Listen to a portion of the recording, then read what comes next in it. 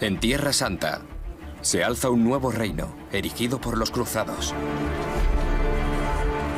Siervos devotos del Santo Estado.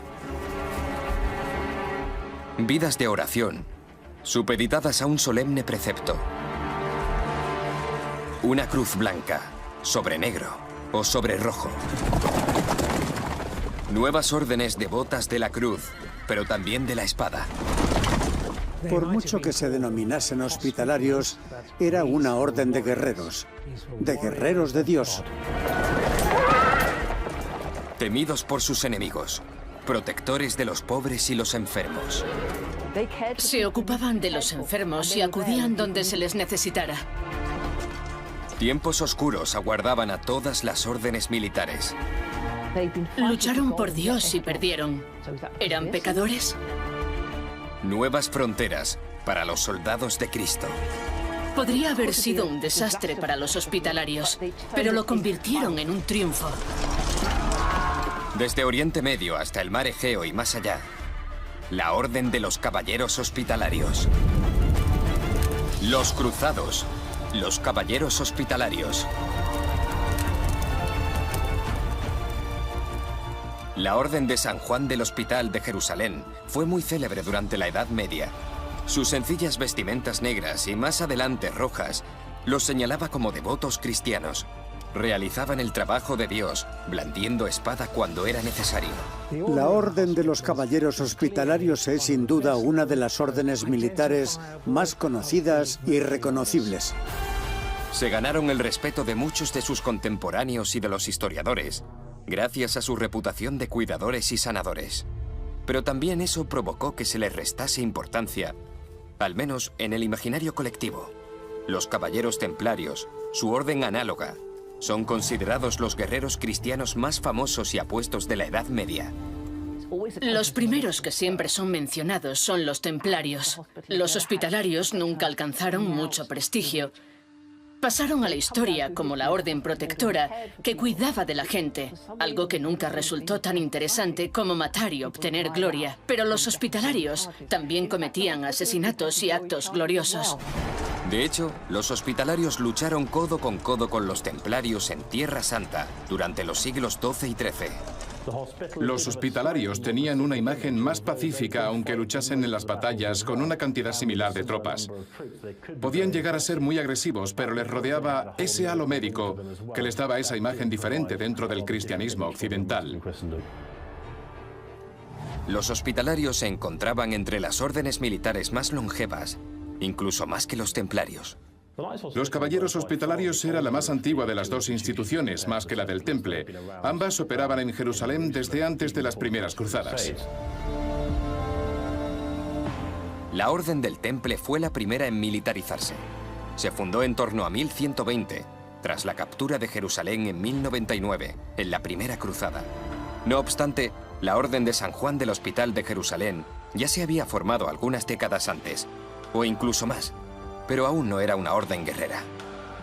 Ya había un hospital en Jerusalén para los peregrinos cristianos. Lo llevaban cristianos de Europa Occidental. Fundaron la orden en 1060 o principios de 1070. Eran un grupo de comerciantes de Amalfi que quería un lugar donde alojarse en Jerusalén y también donde alojar a los peregrinos pobres y viajeros. Les cedieron un espacio cerca de la iglesia del Santo Sepulcro, el lugar más importante para los peregrinos cristianos, que solían llegar exhaustos tras sus largas travesías. El Hospital de San Juan de Jerusalén se convirtió en un lugar respetado, y sus miembros pasaron a ser conocidos como los hospitalarios. Durante las décadas posteriores, el hospital creció en tamaño y reputación. Sus puertas estaban abiertas a hombres y mujeres de toda creencia, no solo cristiana. Los primeros 50 años de su existencia era una orden exclusivamente médica que proporcionaba atención sanitaria, alojamiento y cuidados médicos para los peregrinos que visitaban Jerusalén. La primera cruzada fue la impulsora de la transformación de los hospitalarios. Tras la conquista de Jerusalén, los nuevos estados cruzados necesitaban peregrinos y comerciantes de Occidente. La primera orden militar, la de los caballeros templarios, comenzó a proteger los caminos y fronteras de la Tierra Santa, pero eran escasos en número. Algunos de los hospitalarios, aquellos que eran caballeros o al menos contaban con algo de formación militar a raíz de su entorno familiar, decidieron que también podrían proteger a los peregrinos.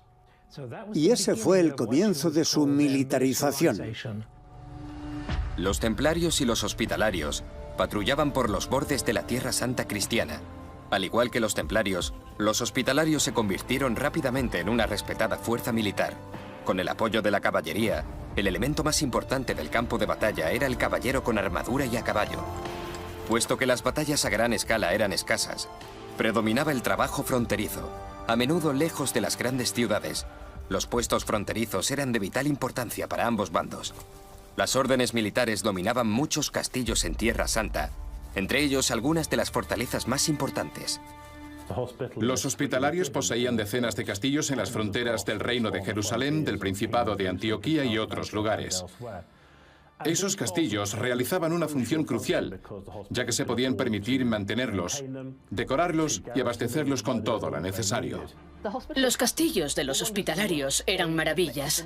Eran lo último en tecnología de construcción de castillos y se convirtieron en focos de atracción de peregrinos, donde mostrarles los prodigios que hacían en nombre de Dios en el Reino de Jerusalén. De este modo, conseguían más donaciones de Occidente gracias a estas maravillas. Muchos de los castillos y las fortalezas más célebres e impresionantes que permanecen en Tierra Santa, Líbano y parte de Siria son o fueron de la Orden Hospitalaria. El historiador David Nicholl no es ningún desconocido en Oriente Medio. Ha viajado mucho por la zona durante sus investigaciones sobre el periodo de las cruzadas. Pocos de los castillos de la era cruzada que se conservan son tan espectaculares como el que ha visitado al noreste de Israel. Uno de los más conocidos es la fortaleza de Belvoir al borde de un acantilado con vistas al Valle del Jordán, justo en la frontera, en una frontera visible y físicamente reconocible y sobre un acantilado. La ubicación es increíble. La fortaleza de Belvoir, con sus hermosas vistas, es el castillo cruzado mejor conservado de Israel. En árabe, su nombre significa estrella de viento. Se encuentra en lo alto de un acantilado a 500 metros sobre el nivel del mar.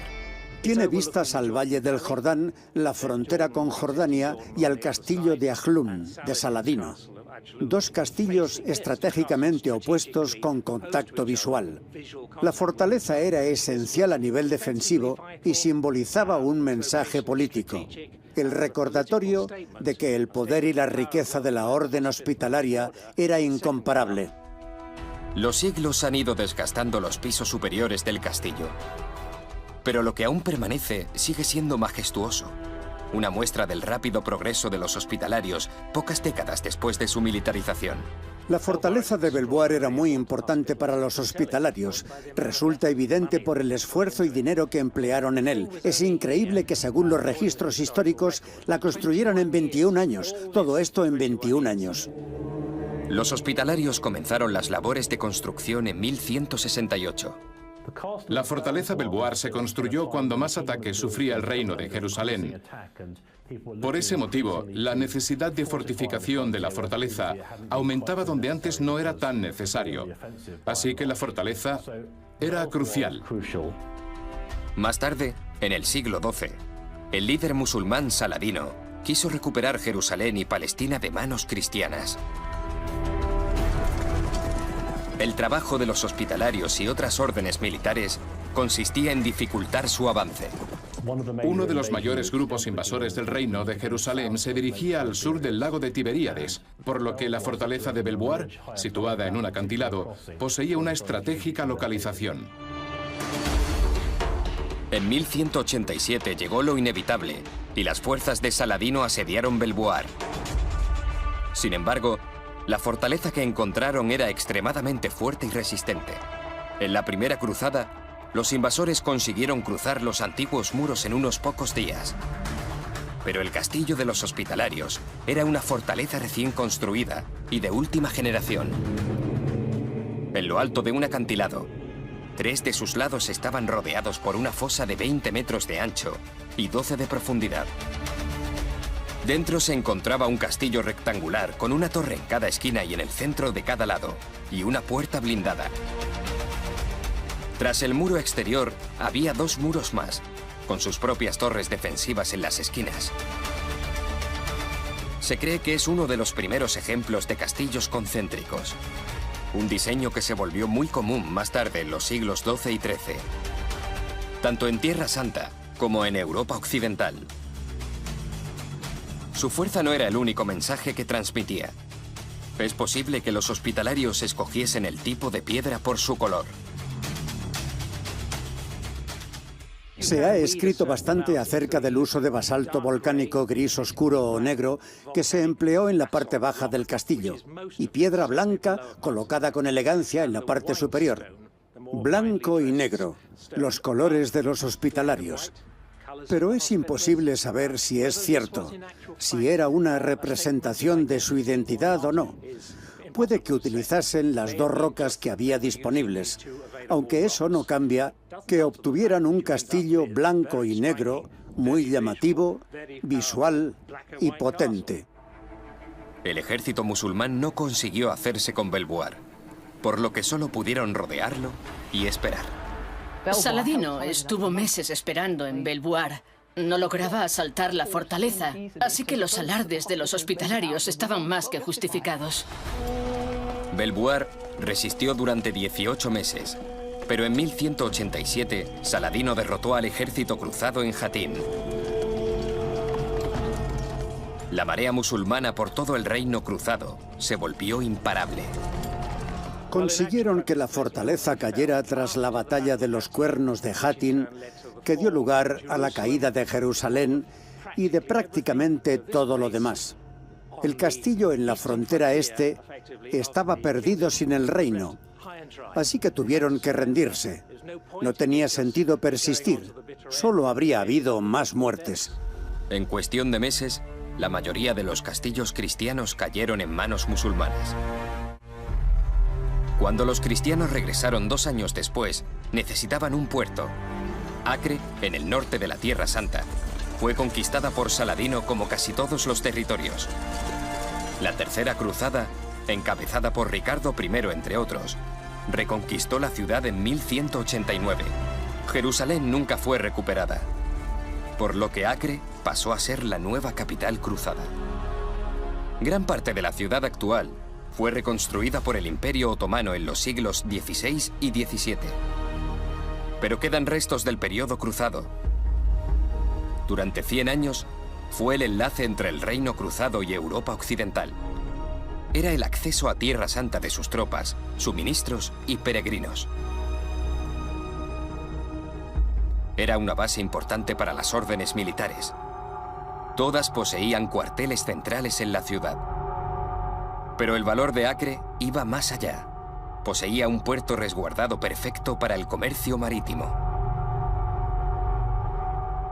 Todas las órdenes tenían interés comercial en la ciudad y, al igual que el reino, necesitaban impuestos para mantener la Guerra Santa viva. En los 90, se hizo un descubrimiento que ofrecía una prometedora perspectiva de las órdenes militares en Acre. Bajo las calles de la antigua ciudad cruzada, un grupo de constructores encontró una gran red de túneles de propósito desconocido. La exploración y, en especial, la excavación les llevó mucho tiempo. La piedra procedía de la era cruzada. Hasta que no se crearon los planos de los antiguos túneles, no se hallaron pistas sobre la identidad de sus constructores. Estos son los famosos túneles templarios que se encuentran bajo gran parte de la antigua ciudad, desde el puerto hasta donde los templarios tenían su convento o cuartel en la otra punta. Ninguna orden militar atrajo tantos mitos y rumores como la de los templarios. Surgieron historias que sugerían que los túneles estaban destinados a actividades clandestinas o rituales secretos. Las teorías que los historiadores plantean pueden no ser tan espectaculares, pero no dejan de ser fascinantes. Me parece más probable que utilizasen los túneles para transportar mercancías con facilidad entre el puerto y el cuartel templario principal. mercancía, personas, animales, de manera más sencilla. Son caminos privados, pero el hecho de que fueran capaces de construirlos demuestra a los ricos y poderosos que eran. Los túneles tienen una longitud de más de 300 metros y eran lo suficientemente amplios como para transportar mercancías en carros grandes, personas o incluso caballería. En los últimos y caóticos días del dominio cruzado, tal vez se emplearon como refugio o incluso como vía de escape. Hay motivos de peso para creer que los usaron en el último asedio de Acre en 1291, que algunas personas escaparon hacia el puerto mientras, sobre sus cabezas, en el casco antiguo, irrumpían los mamelucos, hacían caer la ciudad y sembraban el caos. Todo el mundo intentaría llegar al puerto para subir a bordo de un barco y escapar. Los que tenían acceso a estos túneles se encontraban en una posición afortunada. Podían llegar al puerto, donde probablemente tenían barcos templarios esperándolos. Así que estos túneles son muestras de prestigio. Cuando los mamelucos asediaron la ciudad, los hospitalarios, al igual que los templarios y otras órdenes militares, fueron clave para su defensa. Todos ellos tenían torres o posiciones en las murallas para defenderlas, pero fueron derrotados uno por uno. La ciudad cruzada fue casi destruida. El castillo templario, el último en caer, fue arrasado. Casi todos fueron destruidos, pero uno sobrevivió. Cerca del puerto, gran parte del túnel templario quedó soterrado bajo toneladas de tierra y escombros. El mar lo inundó y lo colmó de sedimentos. En los 90, los arqueólogos israelíes excavaron a través de este cúmulo para explorar lo que se encontraba debajo. Lo que hallaron los dejó asombrados. Por increíble que parezca, se trataba de uno de los castillos de los hospitalarios, conservado casi intacto. Nadie habría imaginado que el edificio medieval resistiera. Tras quedar enterrado, se volvió a construir. Los arqueólogos se toparon con el desafío de retirar la tierra y los escombros, sala por sala. Una tarea que un arqueólogo como el británico Tim Sutherland es capaz de valorar. En los últimos años se ha reconstruido el castillo y se ha garantizado su seguridad. Retiraron los escombros acumulados durante siglos en las habitaciones. También había bloques de polvo y suciedad. Limpiaron todas las habitaciones, hasta recuperar lo que se puede ver hoy. Aunque parte del castillo sigue en el estado que lo encontraron. Así que gran parte de la fortaleza contiene escombros de gran valor arqueológico. Arqueología en estado puro ante nuestros ojos. Se pueden diferenciar todas las capas conforme se fueron depositando. Y se puede apreciar esta ancha capa marrón con rocas en su interior. Pero también hay capas más finas, inclinadas, en la dirección opuesta. Esto se debe a los desperdicios que se han ido acumulando durante siglos y que han formado esta maravillosa demostración arqueológica. Esta minuciosa labor nos permite contemplar la fortaleza de los hospitalarios tal y como lucía en plena época cruzada. Este fue el principal cuartel de los hospitalarios en Tierra Santa durante un siglo. Un grandioso edificio que exhibe el poder y la riqueza tanto del Estado cruzado como de la orden militar que lo erigió. Nos dirigimos al cuartel hospitalario. Esta es la zona de la bulliciosa ciudad medieval y el puerto de Acre que pertenecía a los hospitalarios. Otras partes de la ciudad pertenecían a los templarios y a órdenes italianas. Cada una tenía su zona. La ciudad medieval de Acre debió ser un lugar cosmopolita, en el que cohabitaban Oriente y Occidente. No era solo una zona hospitalaria. Recordemos que había mercados. Se compraba y se vendía.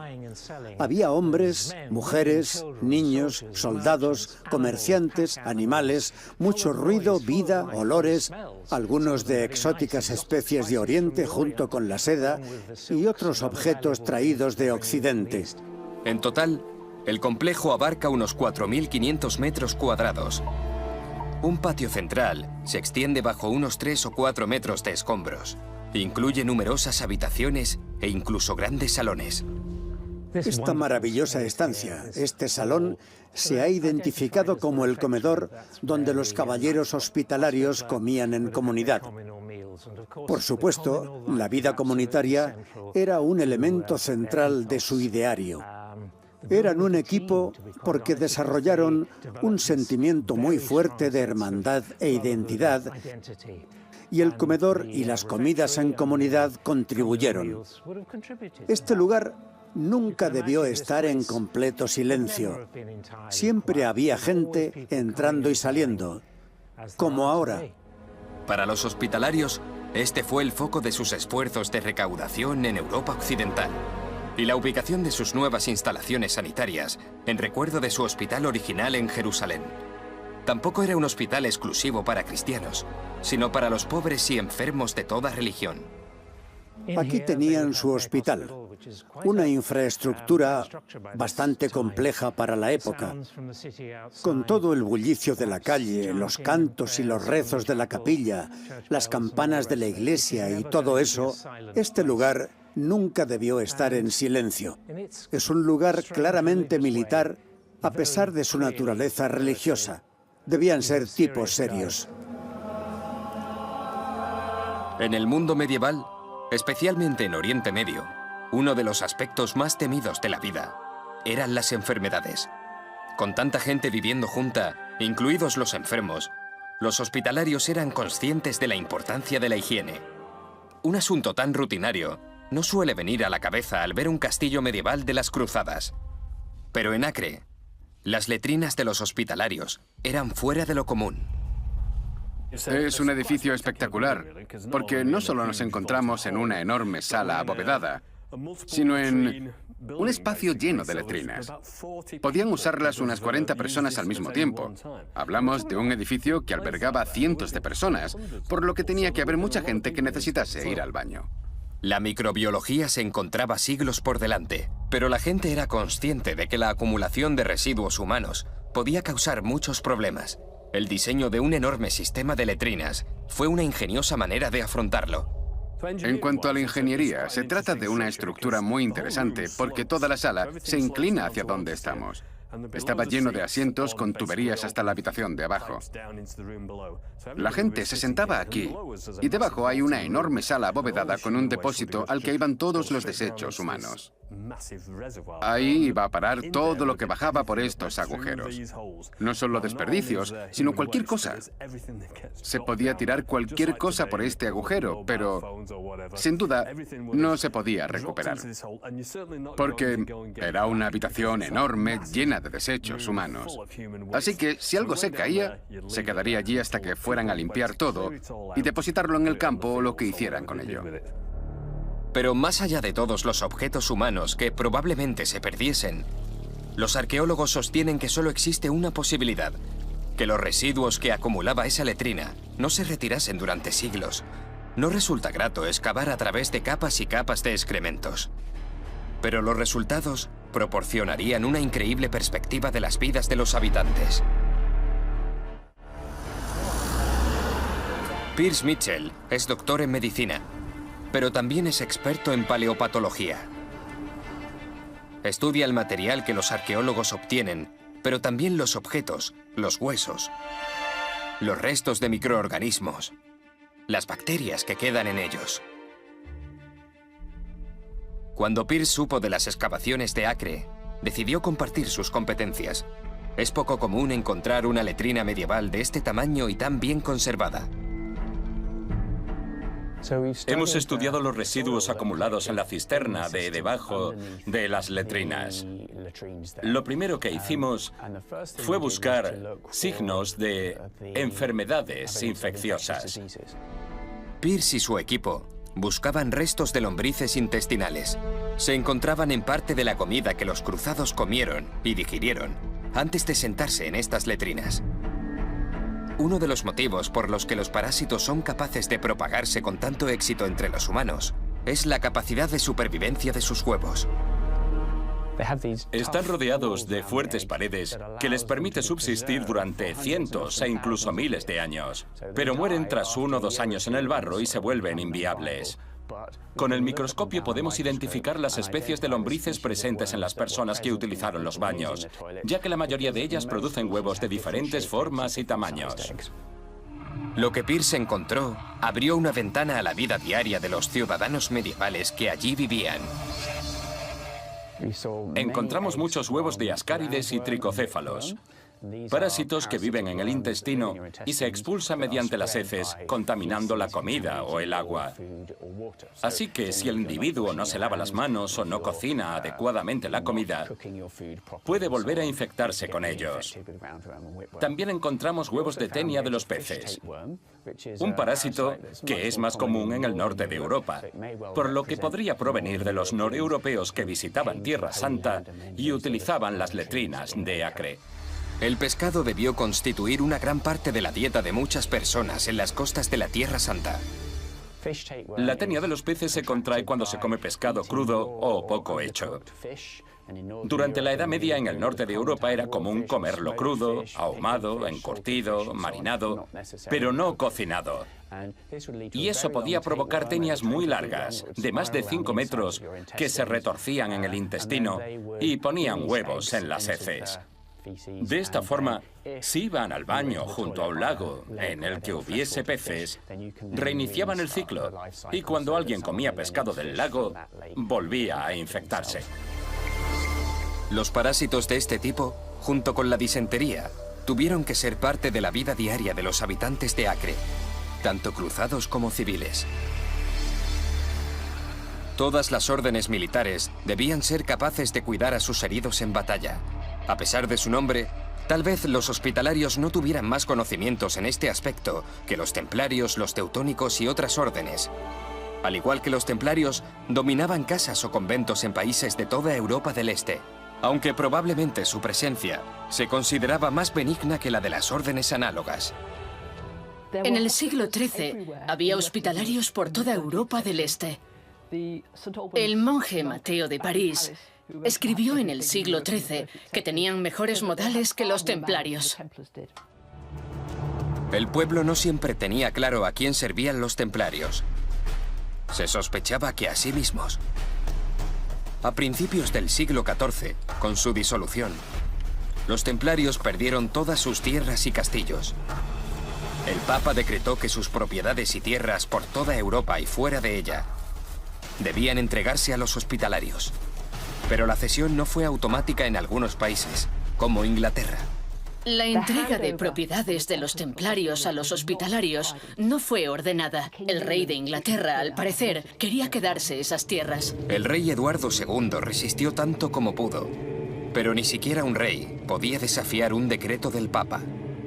Cuando el rey supo que tendría que entregar las propiedades a los hospitalarios, dio órdenes a sus sirvientes y apoderados de despejar las tierras abandonadas de los templarios de cualquier cosa que quedase.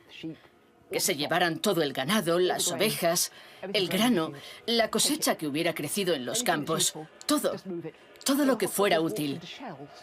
Así que los hospitalarios se encontraron con ruinas vacías. No obstante, los hospitalarios sí recibieron una antigua propiedad templaria, la enorme encomienda de Cressing, al sur de Inglaterra.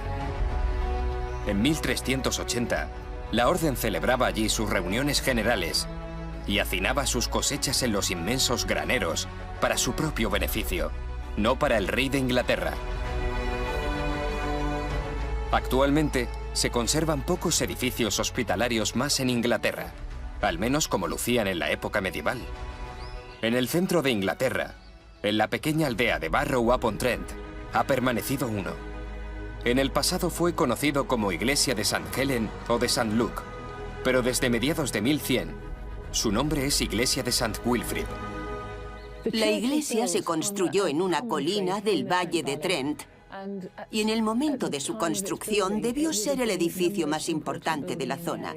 Debía verse en kilómetros a la redonda. Cuando miras a través de la puerta te sientes como si estuvieras en la época medieval. Tenemos una gárgola muy gastada, pero siempre pienso que debió ver muchas cosas desde que la colocaron allí al principio de la Edad Media. Sería muy interesante poder escuchar su historia. En cualquier lugar histórico, los arqueólogos deben de tratar de comprender la estratigrafía, capas que constatan la actividad humana, bajo o sobre la superficie. Como arqueólogo, la gente suele pensar que lo que hacemos se ciñe a lo que hay bajo tierra, pero lo mejor de un antiguo edificio histórico es que está en la superficie, pero contiene el mismo tipo de estratigrafía. Aunque evidentemente los restos más recientes se encuentran en la parte superior, pero en conjunto, un solo edificio abarca muchos aspectos distintos en lo que respecta a los muros, la infraestructura, los techos e incluso los suelos. Es probable que la iglesia fuese construida durante el periodo anglosajón y se sabe que se entregó a los caballeros hospitalarios. Desde entonces se ha mantenido como una iglesia rural corriente. La iglesia de St. Wilfrid encierra muchas pistas sobre su pasado medieval. Tim ha venido a ver algunas de ellas por sí mismo. Lo primero que se me viene a la cabeza cuando entro en un edificio histórico como este, cuando escucho ese chirrido y todo se abre delante de mis ojos, es que nunca sé realmente lo que me voy a encontrar, porque cada iglesia es diferente. En un tiempo lejano, este era el corazón de la villa medieval. En sus orígenes, era el edificio principal de la aldea. Se construyó como una fortaleza, un lugar donde instalar mercados, un santuario si había enemigos alrededor. Parece que el eco de aquellos bulliciosos años permanece entre sus paredes. Una de las cosas que me llamó la atención en cuanto atravesé el portón es que hay muchas muescas grabadas en los muros. Estas muescas son parecidas a las marcas encontradas en otras iglesias en Gran Bretaña. Nadie sabe qué son exactamente, pero una teoría intenta darle respuesta. Teniendo en cuenta que los hospitalarios conformaban una orden militar, asumimos que siempre había algún tipo de presencia militar en la zona. Por quienes eran, podría ser que usasen las paredes para afilar sus armas, aunque a veces nos planteamos si lo hacían para infundirles algún tipo de ayuda divina cuando las iban a utilizar. Que cuando estuvieran a punto de ir a la guerra, trajesen sus cuchillos, espadas y otras armas a la iglesia y los afilasen un poco antes de dirigirse a donde fueran. Psicológicamente, debía servirles como una pequeña sensación de protección. Los victorianos le añadieron un púlpito y bancos, pero algunas de las características y figuras que quedan se remontan al periodo hospitalario. La propia iglesia está llena de pequeños tesoros que hemos ido encontrando con los años. Creo que el más grande es probablemente nuestra estatua yacente de alabastro, que data de principios del siglo XII, en torno a 1340. Es posible que sea John de Belton, un monje que vino de Craig, en Durham, para ayudar a los hospitalarios a que su iglesia prosperase. También tenemos muchas losas grises con inscripciones funerarias. Anne Heathcote y sus amigos de la iglesia de St. Wilfrid planean devolverle a la iglesia su plano abierto original, eliminando algunos de los elementos victorianos, para que vuelva a ser un lugar central de reunión y el corazón de la aldea, tal y como lo fue en los tiempos de los hospitalarios. Queremos proclamarlo el edificio de nuestra comunidad, para todo el pueblo, toda la región y cualquiera de fuera que quiera usarla. Pero mantendrán un intrigante elemento. Una imagen trazada a mano de un guerrero medieval con el escudo de los caballeros hospitalarios. Algunos expertos sugieren que se trata de un grafiti victoriano. El dibujo, que se encuentra junto a la estatua, parece mostrar a un caballero con armadura de principios de la Edad Media. Me dijeron que era original, pero me parece intrigante. Es una de las auténticas joyas de la iglesia. Nos gustaría creer que es original. Parece un caballero del siglo XIV. Tiene el casco, la lanza y la vestimenta indicada. Y también parece tener una cruz hospitalaria en el escudo. Así que es otro enigma de esta iglesia. Surgen tantas preguntas. Me fascinaría que alguien hubiese tratado de copiarlos. Obviamente está hecho a lápiz y no un buen dibujo, incluso aunque fuera moderno. Este es el aspecto más interesante. ¿Es original o no? ¿Muestra a un caballero de la época de esta parte de la iglesia? Y en cualquier caso, ¿quién era y qué representa? Una de las dolencias con las que los hospitalarios debían lidiar en sus comunidades infundió más temor que ninguna otra. La lepra es, sin lugar a dudas, una enfermedad muy temida, que además era incurable. Por ello, causa terror a mucha gente. La lepra se encontraba entre los peores problemas de salud en Tierra Santa y Europa durante el período cruzado. No obstante, en esta época infestada de enfermedades, no fue la más mortal. Había otras enfermedades con mayor índice de mortalidad, por lo que era peor padecer tuberculosis que lepra, aunque la provoquen bacterias similares. La lepra no suele causar la muerte, pero la tuberculosis sí. Quizás se debiese a que la lepra daña aquello que nos hace humanos, al menos superficialmente. Como la lepra se manifiesta en la cara en muchos pacientes, puede producir ceguera, puede provocar úlceras y entumecimiento en manos y pies, dificultando la movilidad. En resumen, es una enfermedad crónica que debilita a los pacientes a nivel social. Las consecuencias sociales de la lepra se siguen produciendo a día de hoy. La llamada enfermedad de Hansen se trata principalmente con antibióticos, pero en la época medieval apenas se conocía sobre la materia.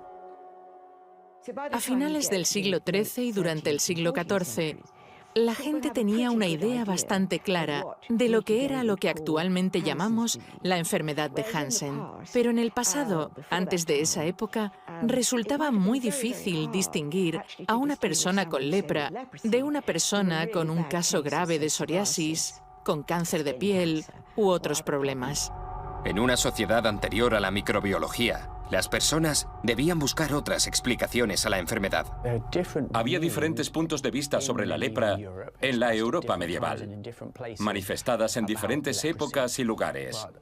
Desde algunas perspectivas religiosas, se explicaba que la desfiguración facial era un castigo que Dios les regalaba, una manera de expiar sus pecados en vida para poder ir al cielo al morir, en lugar de tener que pagar por sus pecados después de la muerte, en ese concepto de purgatorio que se estaba desarrollando en el periodo medieval. La Biblia cuenta la historia del humilde Lázaro, que sufrió mucho durante su vida, pero fue recompensado de inmediato en el cielo, mientras que su torturador fue condenado al purgatorio. El paralelismo entre Lázaro y Cristo era evidente para la Iglesia medieval. La sociedad medieval ponía mucho énfasis en el cuidado de los leprosos, porque el leproso era como Cristo. El leproso era parte del cuerpo de Cristo. Y si no lo cuidabas, como hizo el rico Epulón con Lázaro, te condenarían a un largo periodo en el purgatorio o incluso en el infierno. Así que el cuidado de los leprosos tenía una dimensión espiritual y se fundaron hospitales para leprosos con este precepto en mente. En el siglo XI se fundó un hospital o leprosería en las afueras de Jerusalén. Y en el siglo XII se constituyó la Orden de San Lázaro, dedicada al cuidado de los enfermos de lepra. Muchos de sus propios miembros, aunque no todos, padecían la enfermedad.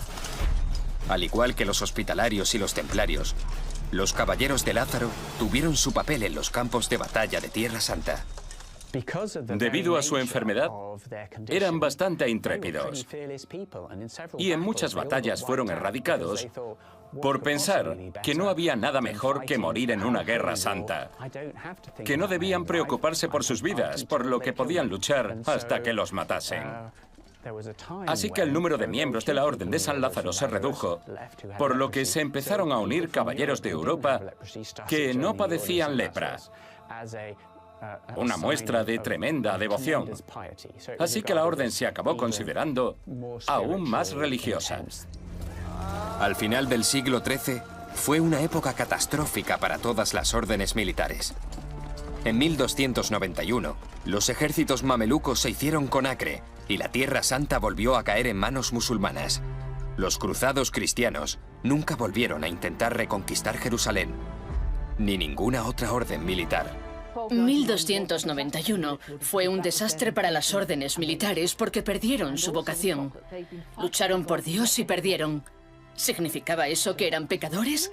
¿O es que Occidente no los apoyaba? los hospitalarios y otras órdenes militares se vieron obligados a decidir cómo adaptarse y a dónde dirigir su guerra santa en nombre de Dios. Algunos, como los teutónicos, tomaron una dirección distinta, hacia el norte, para combatir contra los paganos de Prusia y Lituania. En cambio, los hospitalarios comprendieron que necesitaban seguridad e independencia de un reino que pudiese llegar a importunarlos, como les había sucedido a los templarios décadas antes, cuando la corona francesa instigó su disolución. Una gran isla en el mar Egeo les proporcionaría independencia. En 1310, los hospitalarios conquistaron la isla de Rodas. Para ello combatieron con otros cristianos de la Iglesia bizantina de Oriente. Pero se escudaron en que era necesario para continuar su lucha contra los musulmanes. La orden se afincó en Rodas durante más de 200 años. En 1480, resistieron con éxito el ataque de un enorme ejército otomano de 160 barcos y 70.000 hombres. No solo consiguieron derrotar a sus atacantes, sino que además lo convirtieron en una fantástica propaganda de victoria en el resto de la Europa cristiana. Los hospitalarios difundieron su propia versión del asedio, con la ayuda de nueva tecnología, la imprenta. La victoria ayudó a justificar el rumbo que seguían y a aumentar las donaciones. Europa Oriental acogió con los brazos abiertos la historia de los hospitalarios, soldados de Dios que lucharon contra viento y marea y lograron salvar la ciudad. El mejor ejemplo de gallardía. Durante un tiempo se olvidó en cierta medida la pérdida de la Tierra Santa. Demostraba la fuerza de Dios, porque en 1291, tras la derrota, sentían que Dios no estaba de su parte, pero eso había cambiado. Ahora sí hacían lo correcto porque Dios estaba a su lado. La orden pudo disfrutar de su victoria durante varias décadas, pero en 1522 el ejército otomano volvió a hacer su aparición. Esta vez la Orden de San Juan no salió tan bien parada y perdió su hogar de nuevo.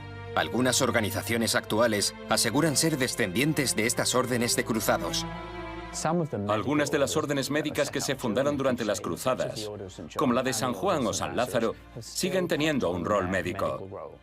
En Jerusalén hay un hospital oftalmológico que la Orden de San Juan lleva muchos años dirigiendo. La Orden de San Lázaro ha cambiado mucho con los años, pero sigue involucrada en el cuidado de enfermos de lepra. Algunas de estas órdenes han mantenido su propósito original de cuidados médicos durante más de 8 siglos. Actualmente, los descendientes más famosos de los hospitalarios ostentan un rol de asistencia médica esencial en Gran Bretaña y Europa. La Brigada de Ambulancias de San Juan, descendiente de los hospitalarios medievales, se encuentra muy arraigada. De hecho, tengo entendido que, conforme se desarrollaba la brigada, se tomó la decisión de dar protagonismo al estandarte, al simbolismo que se remontaba a sus orígenes medievales. Les aporta un gran legado. Los hospitalarios cuidaban enfermos, se ocupaban de los enfermos y acudían donde se les necesitara. Y siguen haciéndolo, siguen teniendo en cuenta la tradición de la orden militar.